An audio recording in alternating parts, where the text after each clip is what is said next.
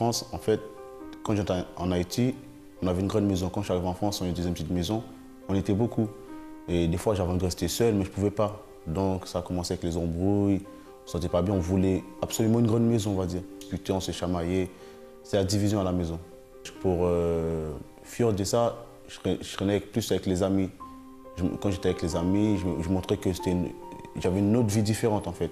Que je me sentais bien, que je montrais devant les amis, je montrais que j'avais une belle vie, que j'étais OK. Je me sentais triste. Pourquoi je dis que je me sentais triste? Parce que j'aimais bien mes frères, j'aimais bien ma famille. Mais je sais pas, à chaque fois, on ne pouvait pas décrire comment. On s'aimait, on ne savait pas quel mot, comment décrire ça. Et automatiquement, au lieu de décrire en amour, on transformait ça en haine, en dispute. C'est pas que je les aimais pas, c'est que ça se transformait en dispute. Donc ça n'allait pas. Donc si je pouvais fuir la maison, je partais avec les amis, je faisais tout ce que je voulais. Avec les amis, c'était, comment dirais-je, je pouvais parler, je pouvais être libre en fait, on va dire.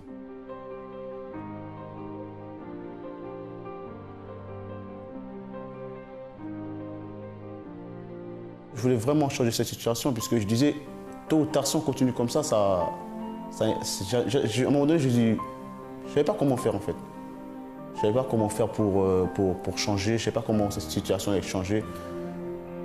Et ça, à l'intérieur de moi, franchement, ça me faisait vraiment mal, puisqu'on est beaucoup dans la famille.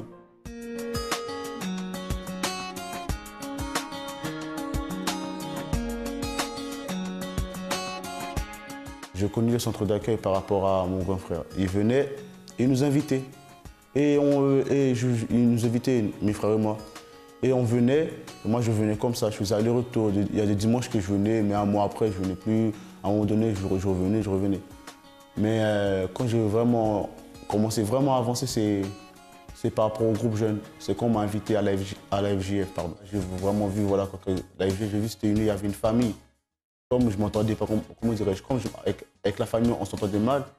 Quand je voyais la FJF, c'est comme si c'était une famille, on pouvait parler, on pouvait être libre. Donc, comme si j'ai pris la FJF, comme si c'était ma nouvelle famille, on va dire. À travers la FJF, ça a changé. La relation avec mes frères a changé à travers la FJF. Pourquoi? Puisqu'on est venus tous en même temps, en fait. Bon, on a commencé à s'investir, on s'est vraiment investi tous en même temps. En gros, on a décidé d'avancer tous en même temps à la FJF. Et automatiquement, à la FJF, on se donnait, on commençait à se donner. Mais après qu'on arrive à la maison, on se disait, si à la FJF, on arrive à se donner, on s'entend bien à la FJF, il faut aussi bien s'entendre à la maison. Et bien, ça a commencé comme ça.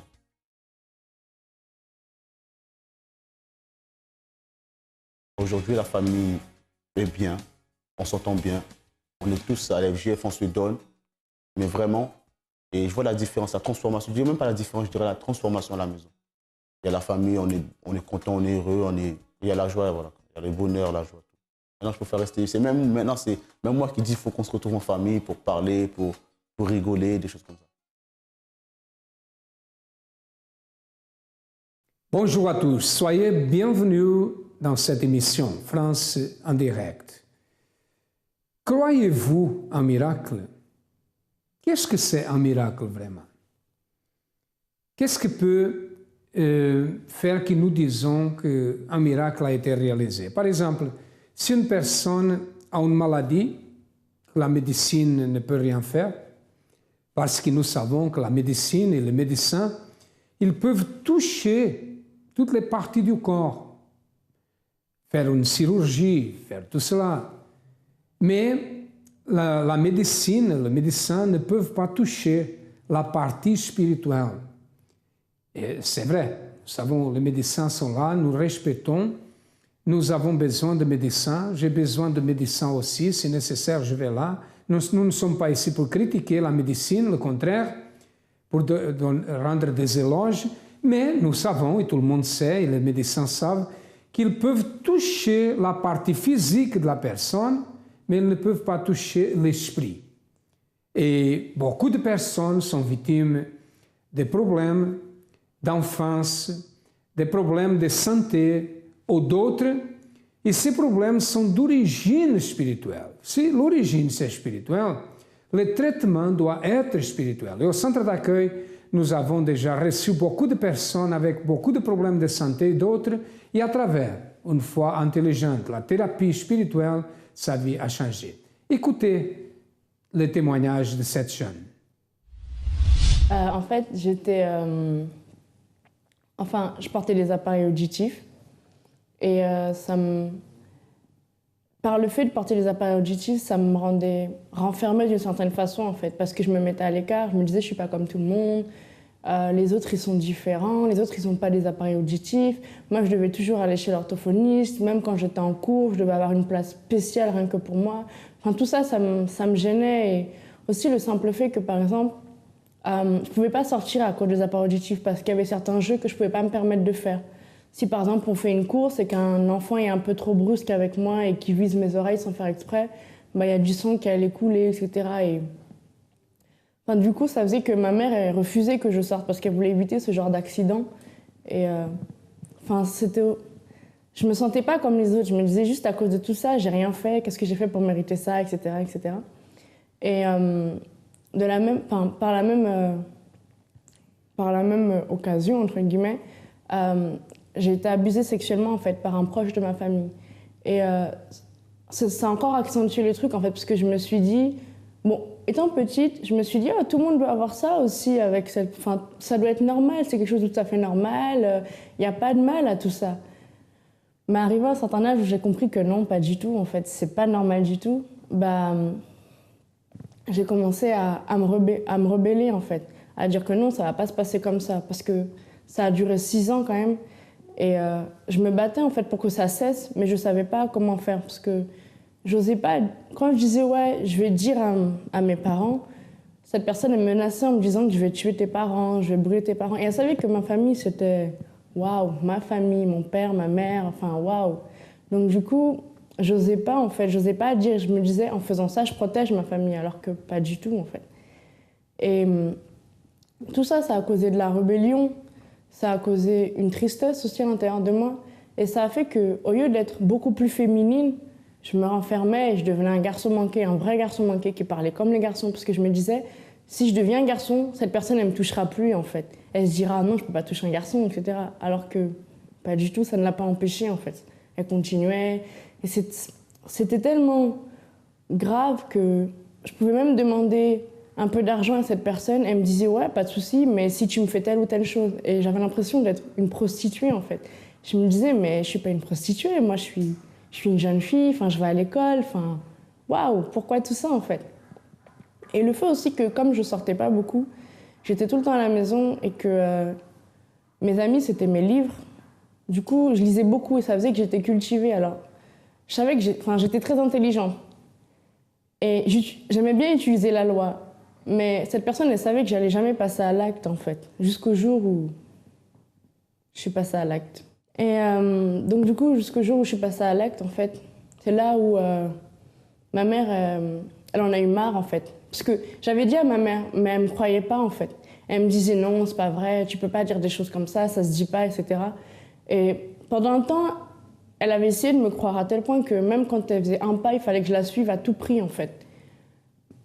Mais je ne sais pas ce qui s'est passé, elle n'avait pas le courage de parler parce qu'il la menaçait aussi. Il lui disait que si elle parlait, forcément, il allait dire qu'elle s'était mise avec cette personne juste pour pouvoir avoir des papiers, etc. Alors que c'était vraiment pas, c'était pas vrai du tout en fait. Du coup, ça avait fait peur à ma mère, surtout qu'elle est fragile d'une certaine façon mentalement parce qu'elle n'entend pas, donc elle est sourde. Et du coup, ça fait que la situation était bizarre à la maison parce qu'il y avait cette personne qui me faisait des attouchements, ma mère qui pouvait rien faire et qui me croyait sans me croire et moi qui essayais de me battre tant bien que mal, qui passais mes journées dehors pour pouvoir essayer de fuir mon père, mais quand je rentrais à la maison forcément je me faisais réprimander parce que mes parents ils aimaient pas que je sorte.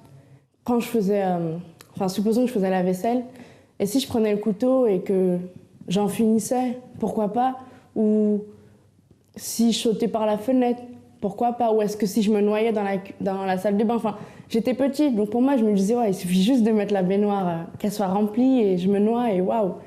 Mais à chaque fois, je me disais, mais ta mère, ton frère, tous ces gens qui t'aiment, qu'est-ce que tu vas faire? Et je dis, non, je vais pas le faire, je vais tenir. Il y a bien une sortie quelque part.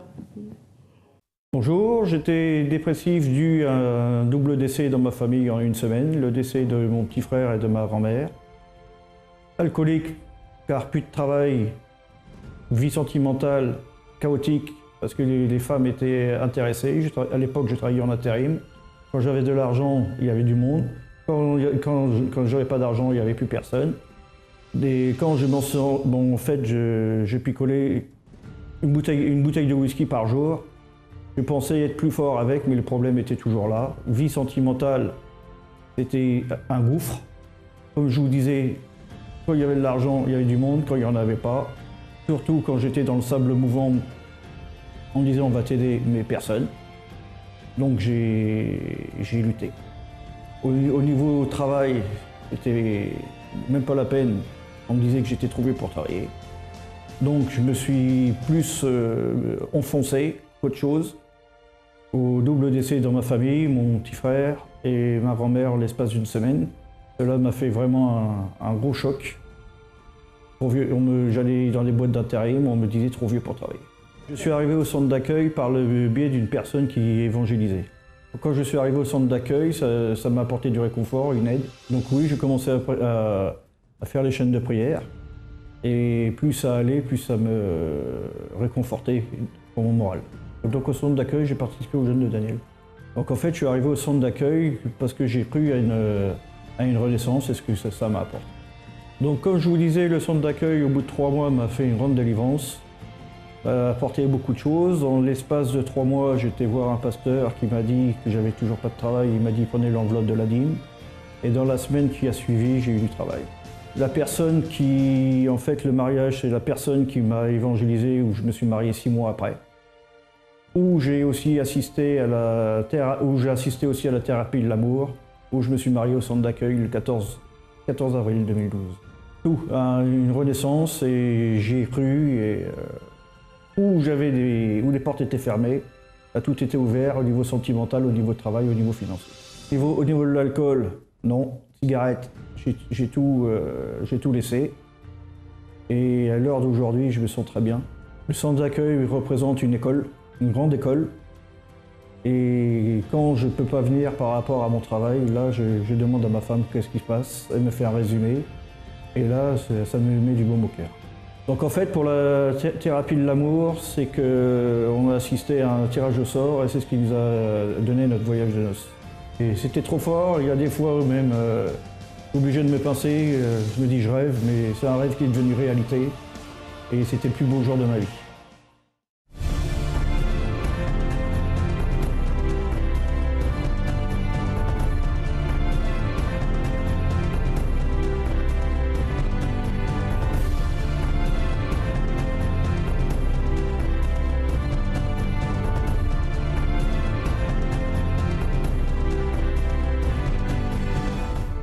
Je suis avec monsieur Alfredo Nevez, responsable de l'association ABC, qui est venu spécialement pour le lancement du livre Rien à perdre 2. Donc monsieur Nevez, avez-vous lu le premier livre de Edir Macedo? Bonjour, oui, j'ai lu le premier livre et je pense que ça nous aide à comprendre mieux la vie et à surmonter les problèmes, pas seulement le problème physique ou le problème du jour, mais vraiment le problème qu'il y a à l'intérieur de chaque personne. De penser qu'elle n'est pas capable de réussir, de penser qu'elle n'est pas capable de résoudre les situations. Et soit le premier, et j'espère que aussi le deuxième aide beaucoup dans le côté spirituel, on va dire comme ça. Et je voulais savoir justement, le premier livre, quelles leçons en avez-vous tirées pour votre propre vie? Je pense que le premier livre m'a aidé à ne pas baisser le bras. Et la phrase que je peux retirer du livre, pas baisser le bras. Et justement, quelles sont vos attentes par rapport au second volet?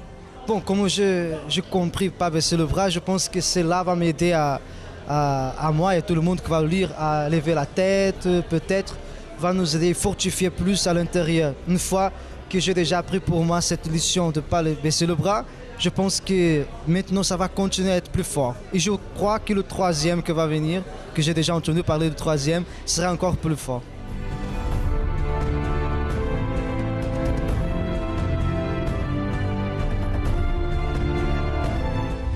J'ai remarqué ici quelque chose qu'elle a dit très important. Elle portait des appareils auditifs, avait des difficultés à entendre. Elle se sentait différente, elle ne pouvait pas faire tout ce que les autres faisaient. Elle a été abusée sexuellement quand elle avait 6 ans. Et elle était même menacée pour cette personne. C'est vrai que ça, c'est avant de venir au centre d'accueil, parce que si elle vient au centre d'accueil avec cet âge, avec ces problèmes, nous-mêmes, nous sommes obligés de porter plainte, de parler aux autorités.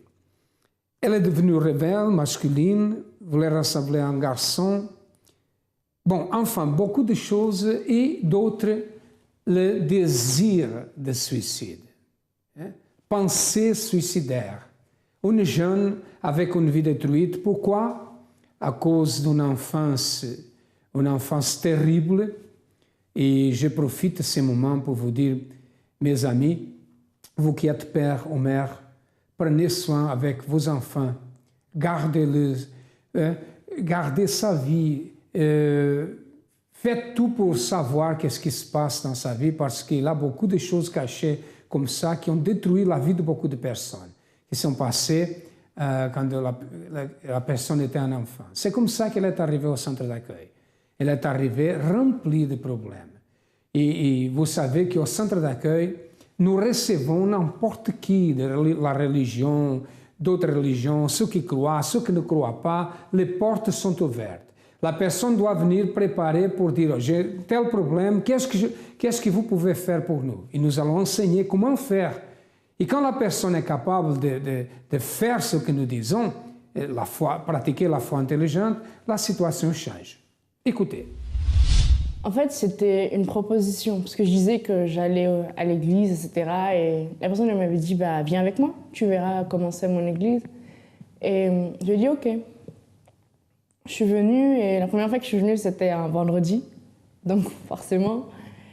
Mais ça ne m'a pas fait peur, en fait. Je ne me suis pas dit, waouh, qu'est-ce que ça, ils sont fous. Non, pas du tout, parce que juste après, je me suis sentie extrêmement bien, en fait. Et je me suis dit, je devrais revenir. Et au début, je venais quasiment que les vendredis, je venais pas les autres jours. Et après, j'ai commencé à venir les dimanches, etc. Et comme j'avais dit, j'entendais pas très bien en fait. Je portais des appareils auditifs et c'était assez lourd. Et du coup, j'entendais plein de témoignages qui disaient oui, moi j'ai été guérie de ça, moi j'avais pas d'ovaire, mais j'ai réussi à avoir des enfants, etc. Et à chaque fois, je me disais, mais si ça arrive à cette personne, pourquoi pas moi en fait? Pourquoi pas moi? Et à chaque fois que j'entendais ces témoignages-là, c'était toujours en rapport avec la campagne d'Israël, en fait. Et je me disais, ok, donc la campagne d'Israël, c'est la porte d'issue de secours, en fait. C'est là où il y a toute la solution.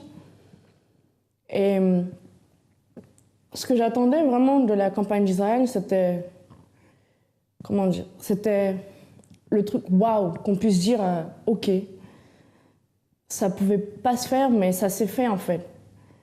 Et la campagne d'Israël, c'était tout ou rien en fait. C'était ça ou c'était vraiment c'était un cri de désespoir en fait. Je disais j'en ai marre d'être à l'écart, j'en ai marre qu'on me dise ouais, non, de toute façon, si t'entends pas, c'est pas de ma faute. Enfin, des phrases qui faisaient mal, j'en avais vraiment marre et je disais ça suffit, stop. Donc voilà, c'est maintenant. Et j'ai commencé à sacrifier, donner mon tout et enfin, c'était 2 choses qui me tenaient vraiment. Ça n'avait pas de valeur financière, mais une valeur sentimentale en fait. À tel point que quand je l'ai vendu, j'ai pleuré et j'ai dit waouh. Et c'est là où j'ai compris la définition du mot sacrifice en fait. Quelque chose qui fait vraiment mal, qui fait que on se dit ah ouais. Et le jour où j'ai déposé mon sacrifice sur l'autel, quand je suis sortie, je me suis dit ok, j'ai gagné la victoire en fait. Ça y est, je sais que ça va arriver. Quand, je sais pas, mais j'ai cette assurance en fait. Je suis convaincue.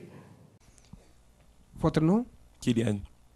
Vous êtes au centre d'accueil depuis combien de temps? 9 ans. Qui étiez-vous avant? Alors avant, j'avais une vie un peu bordélique, c'est-à-dire que je vivais dans le monde de la nuit. J'étais homosexuel, alcoolique, fumeur, dépendant de l'argent des gens. Et enfin, je travaillais pas. Je pense que j'ai fait mal la question. J'ai posé la question. Je devais dire qu'est-ce que vous n'aviez pas? N'est-ce pas? Tout ça? Oui, et pourtant j'étais très jeune, j'avais 15 ans, enfin entre 15 et 20. Comment avez-vous connu le centre d'accueil? C'est ma mère qui m'a emmené ici. Et donc, pardon. Un mois après, je suis venu, j'ai commencé, je suis parti. Et finalement, je suis revenu enfin, à Montreuil. Et à partir de là, c'est comme ça que j'ai commencé à avoir mes chaînes de délivrance. Qu'est-ce que Dieu a fait dans votre vie? Bah alors aujourd'hui, enfin, tout ça, ça a changé. Donc, je suis plus dépendant de l'alcool ni de la cigarette. Je suis marié avec... Votre épouse venait ici, mariée. Ok. Dieu a fait quoi? Dieu vous a délivré de vices et tout cela? Oui, il m'a délivré des vices, mais pour cela, il a dû me donner son esprit avant. Parce que sans ça, j'aurais pas pu être fort pour tenir jusqu'à présent. En fait. Okay. Et vous êtes au centre d'accueil depuis combien de temps? Ça fait 7 ans. 5? 7. 7 ans. Oui. Qui étiez-vous avant? Voilà. Avant, j'étais une personne timide, réservée. En fait, j'étais tout le temps triste, en fait. Donc voilà. Comment avez-vous connu le centre d'accueil? J'étais invitée par une amie. Qu'est-ce que Dieu a fait dans votre vie? En fait, il m'a donné la paix. Avant, j'avais pas envie de vivre et tout. J'ai déjà fait tentative de suicide plusieurs fois. Et maintenant, en fait... Vous avez essayé le suicide? Oui. Comment? En m'ouvrant les veines. Donc voilà. Vous avez coupé, c'est ça? Oui. Pourquoi le suicide? Pourquoi une personne pense à se suicider? Qu'est-ce que vous a amené à avoir la pensée de suicide? Vous aviez aussi cette pensée? Non, vous? Je sais pas, j'étais pas bien. En fait, je me sentais triste, parce que j'étais complexée aussi. Je m'aimais pas, en fait. Qu'est-ce que Dieu a fait? Dieu a tout transformé. Tout en main? Oui. Le suicide? Non, je pense plus. Amen, grâce à Dieu. Que Dieu vous bénisse. Amen. Quelqu'un l'a invité à venir au centre d'accueil et une des choses qui a attiré son attention sont les témoignages. Elle a écouté les témoignages de beaucoup de personnes et c'est pour cela qu'aujourd'hui elle rend témoignage. Et c'est pour cela que nous mettons ici beaucoup de témoignages pour que vous puissiez savoir ce qui se passe au centre d'accueil. Je suis ici en ce moment pour vous dire quelle est la situation qui est dans votre vie, quel est l'impossible, la situation impossible qui est dans votre vie, dans votre famille. Quelle est la situation impossible? Sachez qu'il n'y a pas des impossibles. Nous allons savoir qu'est-ce qui s'est passé avec Claire, qui était déjà au centre d'accueil, mais les choses ne marchaient pas au début. Nous allons savoir qu'est-ce qu'elle a fait et qu'est-ce qui s'est passé dans sa vie. Après la campagne d'Israël, c'est pas venu à l'instant même en fait. Il m'a fallu... c'est venu 1 mois après. Et si j'avais pas perdu mes appareils auditifs, j'aurais jamais pu me dire « Oh, j'entends ». Il a fallu que je perde mes appareils auditifs et que je me dise « Bon, bah ok, tant pis ». C'est là, c'est maintenant ou jamais en fait. C'est maintenant que ça doit se matérialiser. Et en fait, il y avait un cours en particulier, c'était le cours d'anglais, et la prof, elle parlait vraiment pas fort. J'avais beau être tout devant, elle parlait vraiment pas fort. En plus, ça résonnait dans la salle, c'était horrible. Et là, tout d'un coup, j'entendais tout ce qu'elle disait de A à Z, du début jusqu'à la fin, et j'étais juste surprise. À la fin, j'ai même fait un test en rentrant chez moi. J'ai mis la télé à très très peu, enfin à 10%, on va dire. Et j'ai commencé à dire « Ah, mais j'entends là, waouh, c'est incroyable ça !» Et même quand j'allais dans les métros, etc., et que j'entendais le bruit, je disais de loin, je disais « Oh !» J'étais avec mon frère, je dis « Oh, le train il arrive !» Il m'a dit « Waouh, t'en peux plus ?» Je dis « Ouais, j'en peux plus, là, le train il arrive !» Et c'est comme ça que j'ai compris que j'entends en fait, que j'ai été guérie. Quelque chose qui semblait impossible, en fait, ça arrive, ça s'est réalisé en fait. J'avance, je me prends pas la tête, je me dis pas « Oh, regarde un tel, sa vie elle est comme ça, et moi ma vie elle est pas comme ça ». Non, au contraire, je me dis « Ça se trouve même sa vie elle est pire que moi je sais pas », donc j'avance. Par rapport en fait, j'ai réussi à pardonner. J'ai vu la personne, je lui ai dit « Je te pardonne ».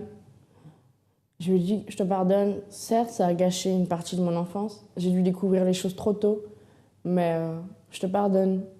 J'ai besoin d'avancer, donc je te pardonne. Et la personne, elle m'a dit qu'elle aussi, elle me demandait pardon, etc.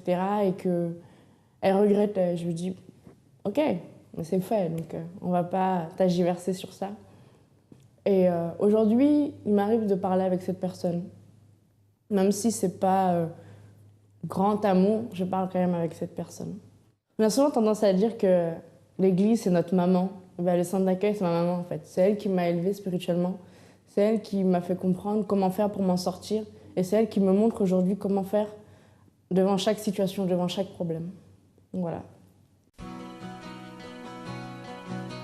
Venez visiter notre page Facebook CAU France. Vous y retrouverez des articles de motivation, les dates de nos événements, tous les liens utiles pour votre développement personnel.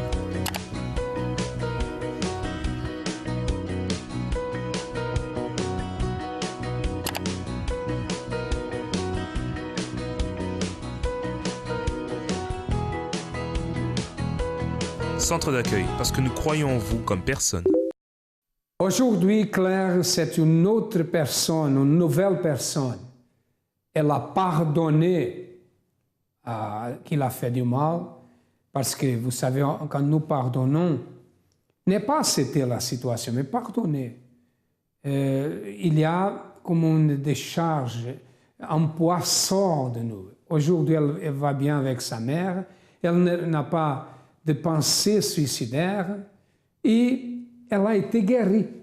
Aujourd'hui, elle n'a pas besoin des appareils auditifs. C'est un miracle, ou soit beaucoup de miracles qui sont passés dans la vie de Claire. Pourquoi? Parce qu'elle a appris à pratiquer une foi intelligente. Et la même chose peut se passer avec vous.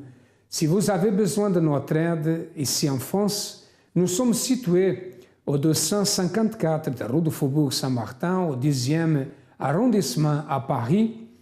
Et nous avons d'autres centres d'accueil, comme vous pouvez constater. Vous pouvez nous appeler, vous pouvez chercher le plus proche de vous. Et certainement, si vous ne connaissez pas, nous pouvons vous aider. Nous sommes là pour vous aider si vous avez besoin de notre aide. À demain et que Dieu vous bénisse à tous abondamment.